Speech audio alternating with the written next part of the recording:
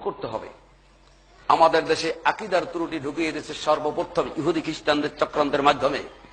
ইহুদি খ্রিস্টানদের চক্রান্তের মাধ্যমে সর্বপ্রথম যেই জিনিসটি দিয়ে মানুষের ঈমান ধ্বংস করা যায় সেই জিনিসটি হল কালেমার বাক্য। সেই জিনিসটি কি? কালেমার বাক্য, তাওহীদের বাক্য বলতে পারেন। সেটা কি?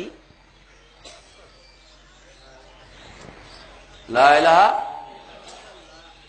তারপর মুহাম্মদুর রাসূলুল্লাহ বলছেন লা ইলাহা ইল্লাল্লাহ।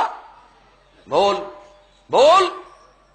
এই জায়গায় যারা আছেন আলেম ওলামা হাজী গাজী অনেক লোক আছে, আমার বিশ্বাস। একজন লোক হাত দেখাই বলুন তো যে আমার এই চক্ষু দুইটা দিয়ে বুখারী শরীফ, মুসলিম শরীফ, তিরমিজি শরীফ, আবু দাউদ শরীফ, নাসাই শরীফ, ইবনে মাজাহ শরীফ, মুস্তাদরাক হাকিম, সুনানে কুবরা, বাইহাকি, তারপর মুসনাদ আহমদ, তারপর কি বলে ফতহুল বারী, তারপরে এই ধরনের যত কিতাব আছে, মিজানুল ইতিদাল, মহল্লা মুগনি, ইনায় বিনায়, নেহা মাসুদ মুহিত, যত কিতাব পৃথিবীর বুকে রয়েছে, একটা কিতাবের মধ্যে লেখা দেখেছেন এক জায়গায় হাদিসে রাসূল থেকে প্রমাণিত যে লা ইলাহা ইল্লাল্লাহ মুহাম্মাদুর রাসূলুল্লাহ দেখেছেন একজন হাত দেখান? কি প্রমাণিত হলো? নাই।